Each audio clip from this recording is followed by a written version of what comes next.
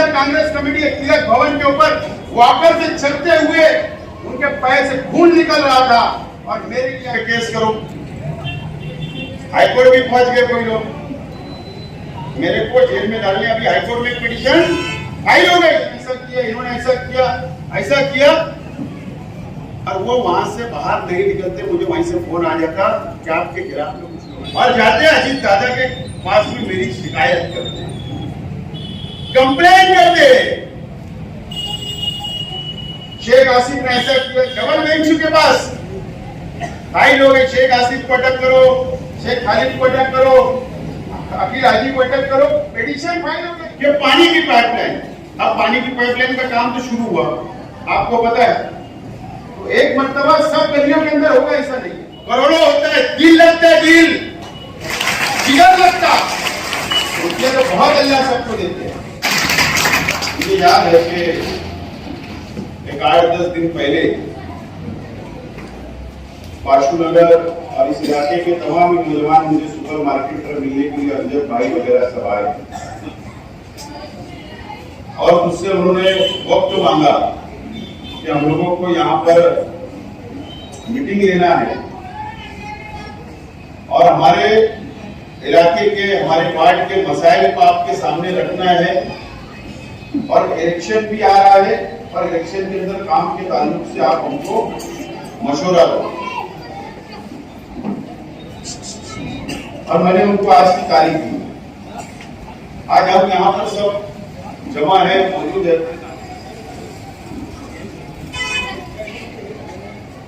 यहाँ पर हमारे साथियों ने कहा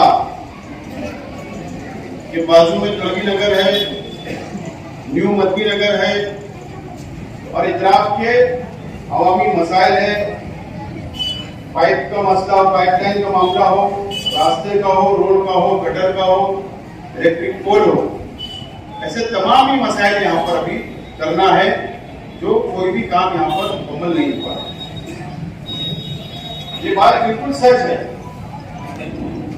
कि तलवी नगर हो, ये नया मदनी नगर हो, ये जमुर कॉलोनी हो या और हमारे इतराफ के कुछ रास्ते हैं, रोड है, इसके अंदर अभी काम की जरूरत है, कानूनी काम की जरूरत है, ये बिल्कुल सच बात है, इसके अंदर कोई दो राय नहीं है।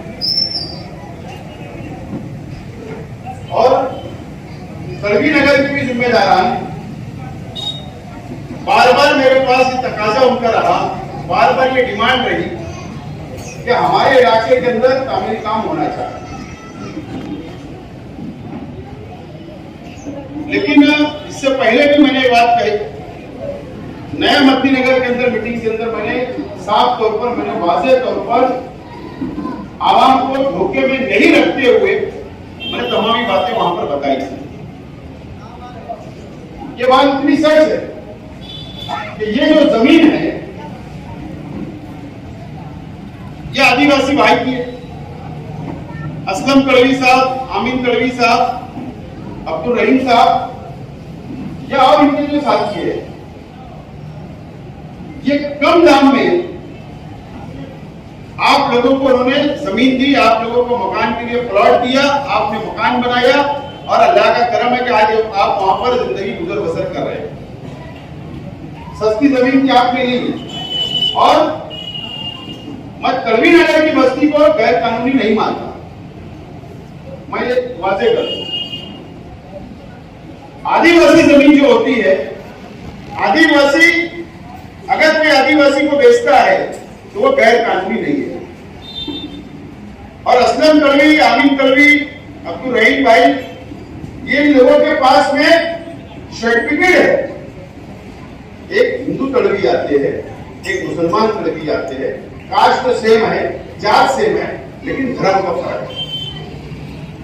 तो इसके लिए वो जो जमीन उन्होंने आप लोगों को बेचा है, बॉन्ड के ऊपर बेचा है, स्टाम्प के ऊपर बेचा है, वो गैर कानूनी बिल्कुल नहीं है।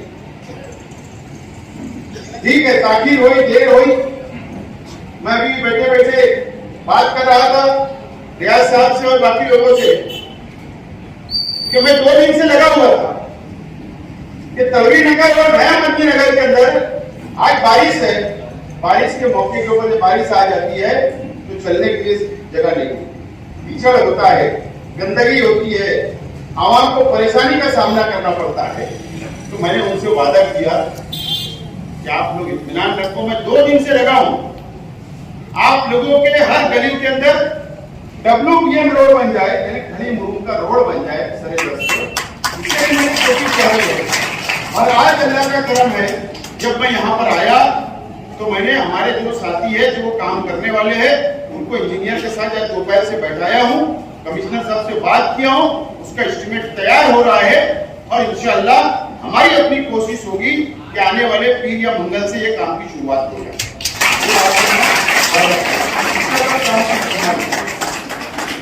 दूसरी अहम बात कि पानी की पाइपलाइन, अब पानी की पाइपलाइन का काम तो शुरू हुआ, आपको पता है, तो एक मर्तबा सब गलियों के अंदर होगा ऐसा नहीं है, पहले वो काम खत्म होगा, फिर दूसरे इलाके का होगा, तीसरे इलाके का होगा, इस तरीके से पूरे इलाके के अंदर पानी की पाइपलाइन डाली जाने वाली है और नई पानी की पाइपलाइन मंजूर हो चुकी है।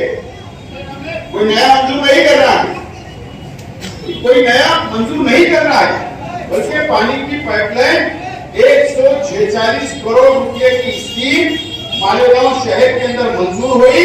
उसमें तकरीबन कई पानी की टंकियां है, पानी की टाकी बन रही है, जिसमें अली अकबर हॉस्पिटल के बाजू में जो एक नई पानी की टाकी बन रही है वो भी उसी स्कीम के तहत है, और वो भी जो पानी की पाइपलाइन डाली जा रही है वो भी उसी की स्कीम के तहत है। और तलवाड़ा डैम से जो मालेगांव शहर तक पानी की पाइपलाइन लाई जा रही है वो भी उसी की स्कीम के तहत है, जो 146 करोड़ रुपए की पानी की स्कीम है, उसके अंदर आप लोगों का काम मुकम्मल होगा। अब एक मरतबा मैंने कमिश्नर साहब को लाया, मेरी कोशिश थी कि पिछले जुम्मे को कमिश्नर साहब को मैं आपकी बस्ती का दौरा कराऊं, नई मदनी कॉलोनी का मैं दौरा कराऊं, आपके इलाके का दौरा कराऊं, मैंने उनसे कहा था। लेकिन पता है ना, ये शहर के अंदर सियासत बहुत गंदी की जाती है, सियासत बहुत गंदी की जाती है। मेरी कोशिश थी कि कमिश्नर साहब को उस रोज बारिश भी आ रही थी, कमिश्नर साहब को आपकी बस्ती का दौरा करा था ताकि कुछ फंड हम लोगों को मिल जाए, आपके तामीरी काम हो जाए, आपकी जरूरत पूरी हो जाए, पाइपलाइन का काम अर्जेंट शुरू हो जाए। लेकिन गंदी सियासत ऐसी होती है कि कमिश्नर साहब को 15 दिन से 1-2 जगह का दौरा जब मैंने कराया तो कई लोगों ने रुकावटें डाली, कई लोगों ने कहा कि असेंबली का इलेक्शन आ रहा है, कमिश्नर साहब आप शेख आसिफ के साथ मत घूमिए, आप कोई काम मत करिए, आप कोई फंड मत देंगे। इस तरीके का दबाव बनाने का काम ये शहर के अंदर किया जा रहा है। नुकसान मेरा नहीं हो रहा है, नुकसान आपकी बस्ती का हो रहा है, आपके इलाके का हो रहा है, या ऐसे गंदे लोग और गंदी सियासत करते कि आपके तामीरी काम को भी रोकने का काम ये लोग कर रहे हैं। लेकिन आपको फिक्र करने की जरूरत नहीं है, आपको फिक्र करने की जरूरत नहीं है। मैंने कहा कि पीर या मंगल से इंशाअल्लाह हम लोग खड़ी मुरुम का रास्ता बनाने की शुरुआत कर देंगे। पूरी हर गलियों के अंदर खड़ी मुरुम बिछा दिया जाएगा। पानी की पाइपलाइन, मैं आज आप लोगों से वादा करता हूं, आज आप लोगों से वादा करता हूं कि पानी की पाइपलाइन का जो काम शुरू है वो मुकम्मल होगा। आगे जहां पर पानी की पाइपलाइन नहीं है वो मुकम्मल हम लोग कराएंगे। अगर कमिश्नर साहब पर कोई दबाव आएगा तो आज जैसे आप लोग जमा हो, हमारी मां बहनों को ले जाकर हम लोग कारपोरेशन के अंदर बैठ जाएंगे। अगर हमारे आप करने की आपको कोई जरूरत नहीं। दोस्तों और साथियों, और मैं आप लोगों से ये वादा करता हूं कि आज असेंबली का चुनाव यहां से 1-1.5 महीना बचा है। आने वाले महीने में 20 तारीख तक आचार संहिता लग जाएगी, इलेक्शन डिक्लेयर हो जाएगा। अक्टूबर में इलेक्शन होगा या नवंबर के पहले हफ्ते में होगा, यह इलेक्शन कमिश्नर तारीख डिक्लेयर करेगा। लेकिन आप लोग आपसे मैं वादा करता हूं, इंशाअल्लाह अल्लाह का करम, आप लोगों की दुआएं रही, अल्लाह का करम रहा, इंशाअल्लाह अगर आप लोगों ने मुझे असेंबली के अंदर भेजा, एमएलए बनाकर भेजा, चुनकर दिया, मैं आज वादा करता हूं कि आपकी बस्ती के अंदर एक एक गलियों के अंदर cement concrete road cement concrete रास्ते में सब कर दूंगा, आपको फिक्र करने की जरूरत नहीं है। आप दुआ करो, जम्मू हाई स्कूल से लेकर मदनी नगर तक और मदनी नगर से लेकर सरदार भाई बेटी वाले के मकान तक, ये रास्ते तक मैंने सीमेंट कंक्रीट रास्ते का प्रपोजल दाखिल किया हूं। मैं भागदौड़ कर रहा हूं, कोशिश कर रहा हूं कि इलेक्शन से पहले तुम्हारा कंक्रीट रास्ता बन जाए, मंजूर हो जाए। ये मेरी हो गया तो तुम्हारे अपने बड़ी बस्ती को बहुत आसानी होगी। स्कूल के बच्चे जाते हैं, माँ बहनें जाती है, बाजार के लिए जाना पड़ता है, कारोबार करने के लिए जाना पड़ता है, बहुत तकलीफ का सामना है, मुझे पता है। आप लोग इत्मीनान रखो, इंशाल्लाह मंजूरी की मेरी कोशिश जारी है, वो मंजूरी आ जाएगी तो हम लोग एडवांस उसका काम शुरू करा सकते हैं। आप लोग इत्मीनान रखो। दूसरी बात, मैं परसों के दिन मुंबई था, जरा खासतौर से वासुनगर संजय गांधी नगर वाले था, मेरी बात को सुने। मैं परसों बॉम्बे था, आपने अखबार के अंदर फोटो देखा होगा, अजीत दादा पवार के साथ मेरी मीटिंग थी पावरलूम गुरुकरों के ताल्लुक। और जो मीटिंग थी वो मीटिंग मालेगांव और इच्चलकरंजी की, मालेगांव और इच्चलकरंजी की। लेकिन वहां पर इच्चलकरंजी की झोपड़पट्टियों के मसाइल कभी, मजदूरों के लिए झोपड़पट्टियां, वहां पर पावरलूम मजदूरों के लिए झोपड़पट्टियां हैं, उस ताल्लुक से भी वहां पर चर्चा हुई। वहां पर भी वो मीटिंग का एक मुद्दा था, वहां भी एक सवाल था। वहां पर पूरे सेक्रेटरी बैठे हुए थे, आईएएस ऑफिसर बैठे हुए थे, वहां पर मीटिंग के अंदर चर्चा हुई। वहां पर उन लोगों के लिए रास्ता निकालने की कोशिश की गई। वहां पर भी इलीगल बस्तियां बहुत है, वहां पर भी गैर कानूनी बस्तियां है, वहां पर भी कानूनी दर्जा नहीं दिया जा रहा है। ओपन स्पेस को या कॉर्पोरेशन की जमीन पर या सरकारी जमीन के ऊपर उनके भी सवाल है, उनके भी मसले हैं। मैं आज वासुनगर के आवाम से, संजय गांधी नगर या तलवी नगर या मदनी नगर या चमन नगर या मुंशी शाहबाज नगर हो या हमारा सरी मुंशी नगर हो, ये जो बस्तियां है, या युग नगर, ये जो बस्तियां है हमारी, ये बस्तियों को भी आज कानूनी दर्जे की जरूरत है। और शहर की वो झोपड़पट्टियां, गुलशन डिपू या गुलशनाबाद हो, चाहे महबी नगर हो, चाहे दत्त नगर हो, चाहे आयशा नगर बिस्मिल्लाह नगर हो, चाहे सर्वे नंबर 130 हो, चाहे सर्वे नंबर 56 या ऐसी तमाम ही झोपड़पट्टियां जो हाई परचेज बिजनेस के ऊपर बसी हुई है।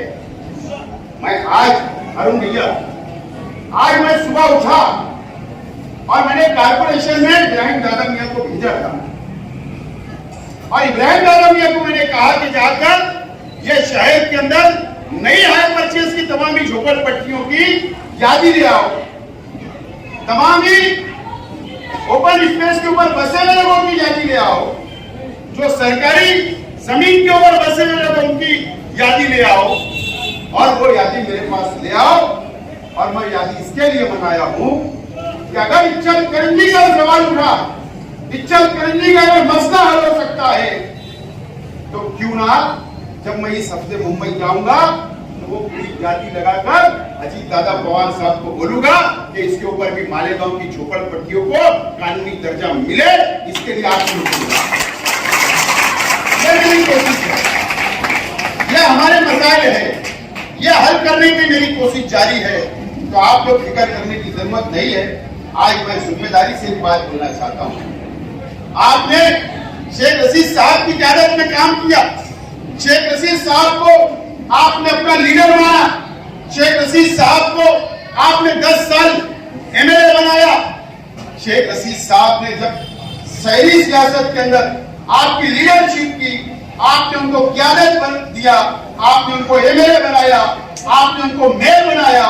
मैं बताता हूं, आप मुझे बताइए कि शेख रशीद साहब ने क्या गोलवार वार्ड के अंदर कभी एक भी झोपड़पट्टियों के ऊपर आंच आने की क्या एक बिल्ला उठाने का काम शेख रशीद साहब ने नहीं होने दिया।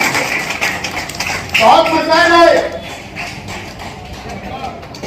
2009 से 14 तक। आज के एमएलए उस वक्त भी एमएलए थे, उस वक्त भी उनके अपने मेयर थे, उनका स्टैंडिंग चेयरमैन था।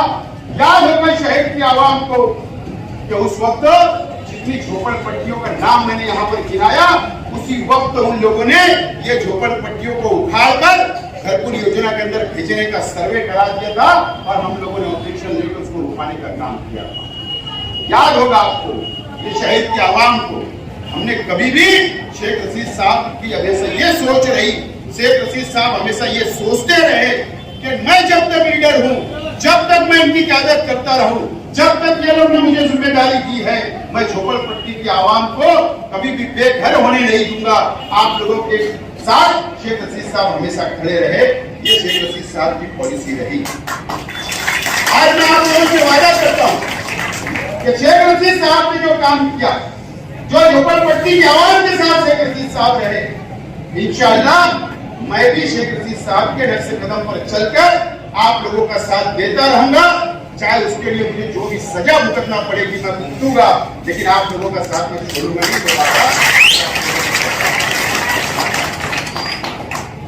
दोस्तों और साथियों, ये शहर के अंदर अभी इलेक्शन आ रहा है। अलग अलग सियासी लीडरान आपके पास आए, अलग अलग लोग आ रहे हैं, अलग अलग पाखंड कर रहे हैं, अलग अलग बातें बोल रहे हैं, और जब इलेक्शन करीब आएगा तो आपके बीच में आएंगे। कब आ रहे हैं? 5 साल बाद आपके बीच में आएंगे। 5 साल बाद 2019 में वोट मांगने आए थे, आप 5 साल के बाद आपसे वोट मांगने के लिए आएंगे, आपसे वोट की भीख मांगने के लिए आएंगे। आप मुझे सवाल करो कि 5 साल आपने क्या किया और 5 साल आप कहां थे? पहले ये सवाल आपको करना पड़ेगा। डरना किसी से नहीं है। और वो लोग भी आएंगे जो उनके वार्ड के अंदर कारपोरेटर होंगे, इस वार्ड में जो उनके वर्कर होंगे, वो लोग भी आएंगे और फिर एक मर्तबा आपको बोलेंगे कि मैं इतना पैसा देता हूं, मैं ऐसा करता हूं, मुफ्ती साहब की वर्करी करो, फला की वर्करी करो, फला की वर्करी करो। आप उनको वोट दो। इस तरीके कभी आपकी वोटों को तोड़ने के लिए, फोड़ने के लिए, डिवाइड करने के लिए भी आएंगे। ऐसे लोगों को भी आपको पहचानना पड़ेगा। 5 साल क्या तकलीफ आप लोगों ने उठाई, ये शहर ने क्या तकलीफ उठाए, ये आप लोग इस बात को जानते हैं। दोस्तों और साथियों,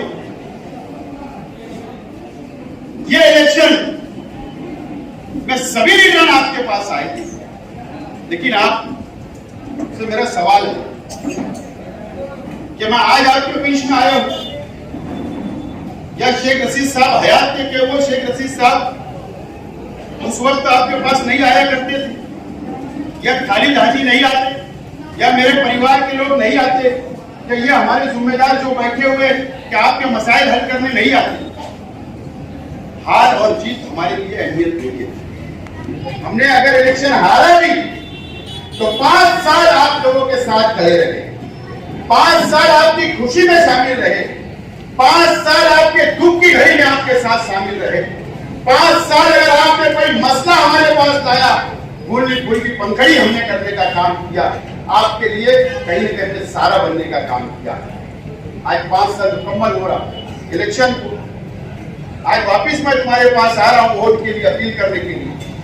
आप मुझे वोट देकर मेरे बनाओ, मैं अपील करने के लिए आप आ रहा हूं, और मुझे उम्मीद है इस मर्तबा आप लोग जरूर मुझे कामयाब करेंगे। और मैं आपसे वादा करता हूं दोस्तों, ये शहर को बचाना है, ये शहर को आगे बढ़ाना है, ये शहर के गरीबों के लिए लड़ना है। मैं कल भी एक बात मैंने तकरीर के अंदर कहा, आज दोबारा मैं रिपीट कर रहा हूं, इस एरिया के अंदर जानबूझ के रिपीट कर रहा हूं। मैंने कल भी ये बात कही, 6 महीना हुआ शेख रशीद साहब का इंतकाल हो गया, शेख खलीलजादा साहब का इंतकाल हो गया। ये हमारे अपने परिवार के कितने ताकतवर हमारे सरपरस्त थे आप लोग जानते हैं, शेख रशीद साहब और खलीलजादा। क्या कमी थी मुझे बताओ, क्या कमी?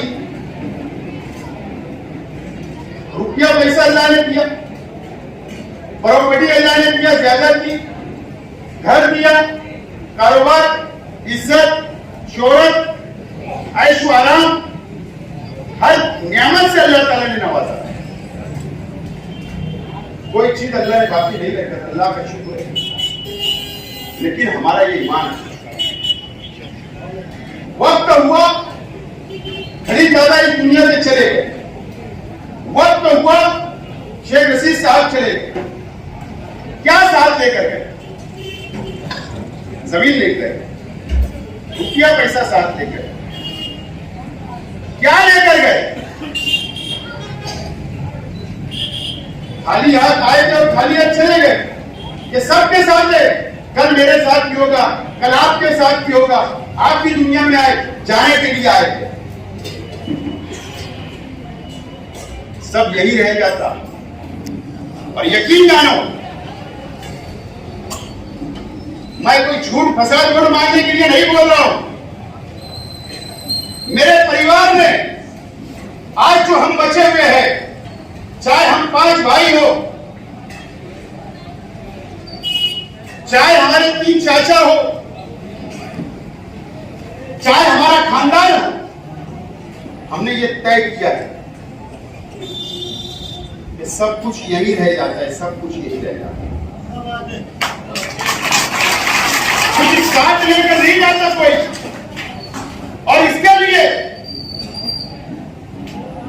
अल्लाह अगर नवाजता है, नवाजते रहेगा इंशाअल्लाह। अल्लाह की जात से उम्मीद है, नियत साफ है।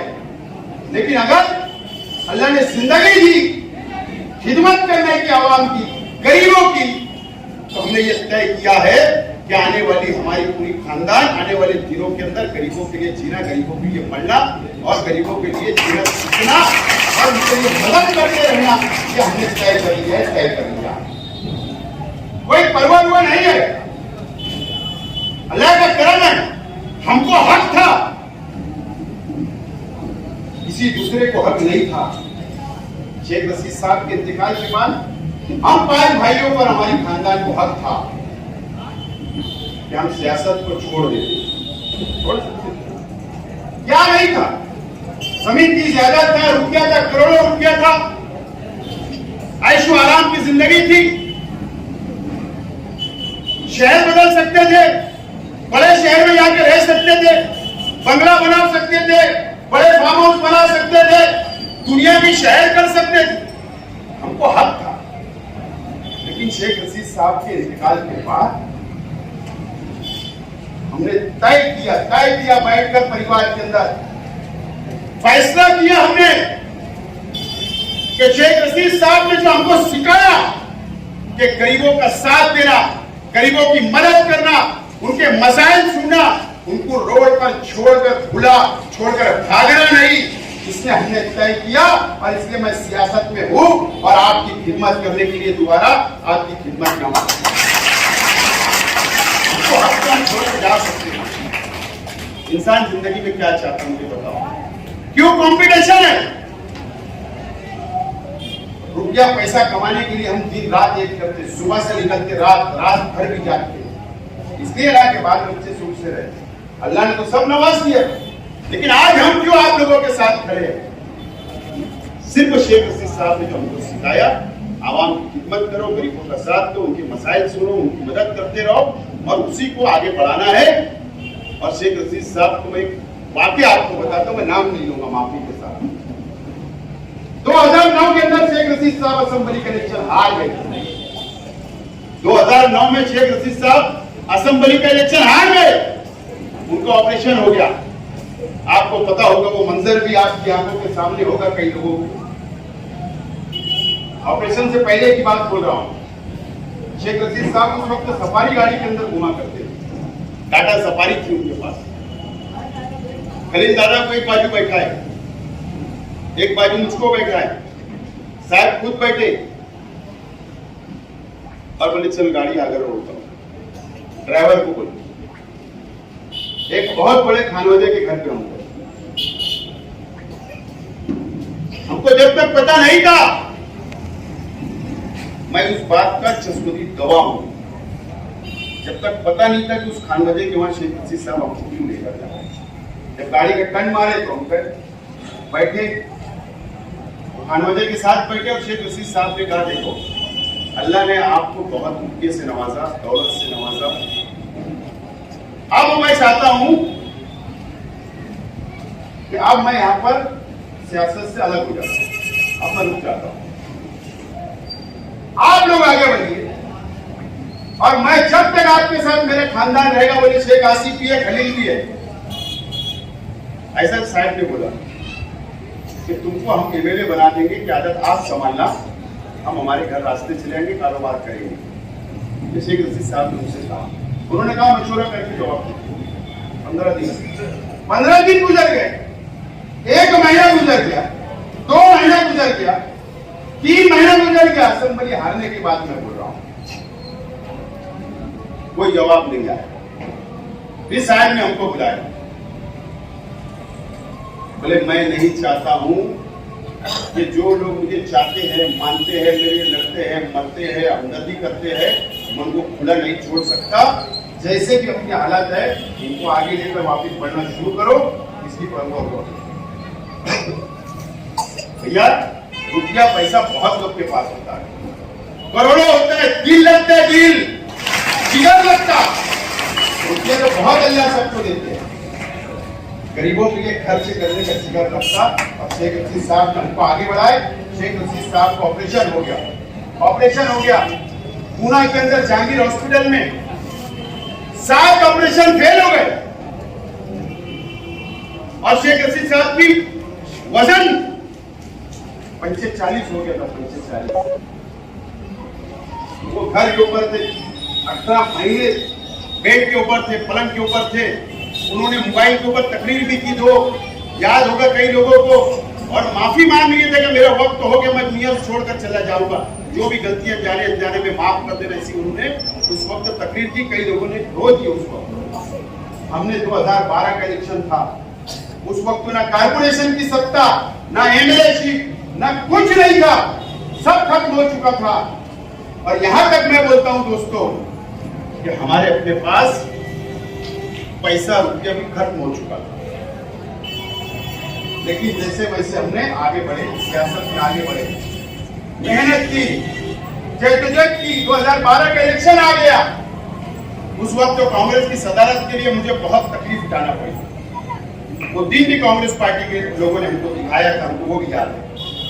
लेकिन शेख रशीद साहब का ऑपरेशन हुआ, वॉकर के ऊपर कांग्रेस की दादर के अंदर कांग्रेस कमेटी के तिलक भवन के ऊपर वॉकर से चलते हुए उनके पैर से खून निकल रहा था, और मेरे लिए आके कि इसको सदारत दो।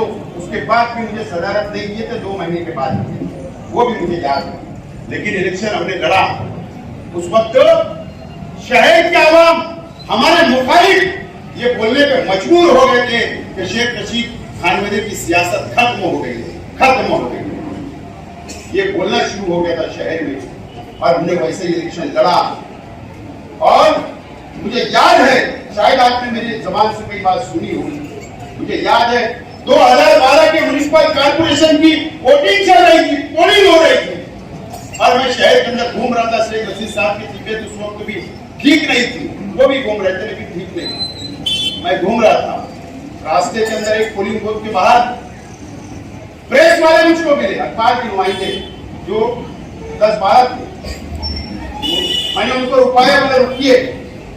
मैं रिक्शे पे था, मैंने उनसे पूछा शहर के हालात क्या है, पोलिंग चल रही है, आपको रुझान समझ में आया होगा? तो उनका जवाब क्या था पता है? 1 नंबर आज के मैंने मुफ्ती इस्माइल साहब की पार्टी के लिए सबसे ज्यादा कार्यकर्ता। 2 नंबर बोले निहाल अहमद साहब की पार्टी चुनता है, सबसे ज्यादा उनके 2 नंबर कार्यकर्ता रहेंगे। 3 नंबर इस्लामाबाद वाले आएंगे और 4 नंबर बोले आप लोग 4 नंबर पे रहेंगे। 4 नंबर पे आपके 10 सीट से भी नीचे सीट चुनता है। 800 कानून मेरी जबान से क्या जुमला निकला था पता है? 25 से 30 सीट कांग्रेस पार्टी की आई थी और 1 नंबर पे हम रहेंगे। ये मेरे जुमला दोस्तों। दूसरे दिन नतीजा आया और कांग्रेस पार्टी की 25 सीट चुनकर आई थी। 25 सीट और मुफ्ती इस्माइल साहब की 18 सीट आई थी, मुझे याद है। निहाल अहमद साहब की 12 सीट आई। तो वो संघर्ष से, वो मेहनत से, वो तकलीफ का सामना उठाते हुए उस वक्त शेख रशीद साहब ने आपको खुला नहीं छोड़ा। तो आज अल्लाह का करम है, शेख रशीद साहब दुनिया से चले गए, लेकिन शेख आसिफ को और हम सबको तैयार करके शेख रशीद साहब ने गए। आपको फिक्र करने की जरूरत नहीं है, आपको फिक्र करने की जरूरत नहीं है, सिर्फ आपको हिम्मत से काम लेने की जरूरत है, ताकत से, मजबूती के साथ खड़े रहने की जरूरत है। और मुझे उम्मीद है इस मर्तबा आप लोग मजबूती के साथ खड़े रहेंगे और आने वाले कारपोरेशन, आने वाले असेंबली के चुनाव में आप लोग मुझे हजारों की तादाद के अंदर वोट देकर चुन कर लाएंगे। उम्मीद है, आपको फिक्र करने की जरूरत नहीं है, आप लोगों को कोई फिक्र करने की जरूरत नहीं है। मैंने कहा ना, मैं गांधीनगर में तकरीर कर दिया पार्लियामेंट में कि हर तरीके से हम इलेक्शन लड़ेंगे। वो क्या बोलते ना, ताकत से वही वीडियो उतार के पुलिस को दे दी, दादागिरी की भाषा करो, इस पे केस करो। हाईकोर्ट भी पहुंच गए कोई लोग, मेरे को जेल में डालने। अभी हाईकोर्ट में पिटीशन फाइल हो गई, डबल बेंच के पास फाइल हो गई। शेख आसिफ को अटक करो, शेख खालिद को अटक करो, अकील हाजी को अटक करो, पिटीशन फाइल हो गई, पुलिस को पार्टी बनाया गया। मैं भी मुंबई था, देख के आया, उससे कोई परवाह हुआ नहीं, कानून आपको भी समझता है। लेकिन हड़बड़ा देखो, जब मैं राष्ट्रवादी पार्टी नहीं छोड़ा था और अजीत दादा की पार्टी छोड़ दिए थे शरद पवार के साथ, तो ये किसी के साथ ये लोग क्या मुझे मदद ना मिले, और मैंने तो किससे मदद ली अभी, मुझे मदद ना मिले, मैं जेल चला जाऊं, मेरे परिवार के लोग जेल चले जाए। ये रात को 2 बजे गाड़ी यहां से निकलती है भैया और सुबह 6 बजे गाड़ी देवगिरी बंगला अजीत दादा के बंगले के ऊपर जाके रुकती है।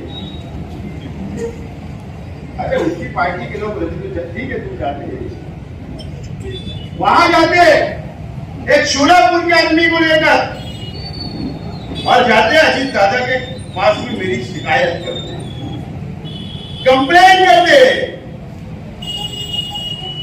शेख आसिफ ने ऐसा किया, शेख आसिफ के चचा के लड़के ने ऐसा किया, इन्होंने ऐसा किया, और वो वहां से बाहर नहीं निकलते। मुझे वहीं से फोन आ जाता कि आपके खिलाफ में कुछ लोग आएंगे।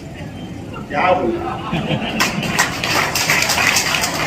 7:30 बजे फोन आ गया, 7:30 बजे। मैंने आज तक वो बात छुपाया, तब बोल दिया। तो ये सब अब आदत हो गई। मैं आज आपको बोल रहा हूं, वापस कोई फिक्र करने की जरूरत नहीं। कोई अगर बोलेगा ताकत से लड़ो तो ताकत से तैयार है, कोई बोलेगा मोहब्बत से इलेक्शन लड़ो तो मोहब्बत से तैयार है, कोई बोलेगा जमहूरी ढंग से लड़ो तो जमहूरी ढंग से तैयार है, कोई बोलेगा कि माल की ताकत से लड़ो उससे भी तैयार है। तुम जैसा बोलोगे वैसा इलेक्शन लड़ने के लिए हम तैयार है। डरने उड़ने वाले अब हम नहीं है, कोई डरने वाला अब नहीं है। अगर आपने चुन कर दिया तो ऐसे महाराजों को कहीं निपटा हूं, जब मेरे था शास्त्री महाराज को भी निपटा, साथ में परिजन ठाकुर को भी पूछा, आसिमान के खिलाफ भी बोला, परवेज ठाकुर के खिलाफ भी बोला। जितने फिरका परस्त लीडरान तंजीमें थे उनके खिलाफ बोला, गौ रक्षकों के खिलाफ बोला असेंबली के अंदर। लेकिन 5 साल बाहर था, बाहर बोलना पड़ा। वापस मौका दो, क्या कानून बनता, जब बात सुनी जाती, जब कानूनी कार्रवाई होती, वहां बोलने के लिए भेजो। तो ये 5 साल आपने देख लिए तो ये शहर का लिए खामोश रहा, एक लफ्ज नहीं बोला, एक लफ्ज मुसलमानों का सौदा करने का काम किया, बीजेपी और शिंदे के लोगों को वोट देने का काम किया, करोड़ों रुपए का आप लोगों का सौदा करके करोड़ों कमाने का काम ये शहर के मेरे साथ में किया है। कब हम लोग जागेंगे, कब जागरूक होंगे, कब ये मजहब के नाम पर हम लोगों का इस्तेमाल होता रहेगा, कब हम जज्बात के अंदर आएंगे, कब ये नौजवान जज्बाती सियासत छोड़ेंगे, ये आप लोगों को समझना पड़ेगा और नौजवानों को भी समझना पड़ेगा और शहर के आवाम को भी समझना पड़ेगा। मैं आपसे अपील करता हूं कि आप लोगों को अगर शहर का विकास चाहिए, शहर का डेवलप चाहिए, शहर के आपके मसाइल हल हो, रोजगार के मसाइल हल हो, मजदूरों के मसाइल हल हो, झोपड़पट्टियों के मसाइल हल हो, हमारी बाल बेटियों के मसाइल हल हो, हमारे बच्चों को तालीम मिले, हमारे बच्चों को रोजगार मिले, उसके लिए आपको उसको कामयाब करना है। और मैं आपसे वादा करता हूं कि मैं आपके लिए लड़ता रहूंगा। मैं बहुत ज्यादा वक्त नहीं लेते हुए आप तमाम ही लोगों को वापस यकीन दिलाता हूं कि तो शुरुआत में मैंने जो आपके झोपड़पट्टियों के, आपके मकान के, आपके मोहल्ले की जो बातें की, इंशाल्लाह उसको पूरा करूंगा। आप लोगों का बहुत बहुत शुक्रिया। खुदा आपके सलाम।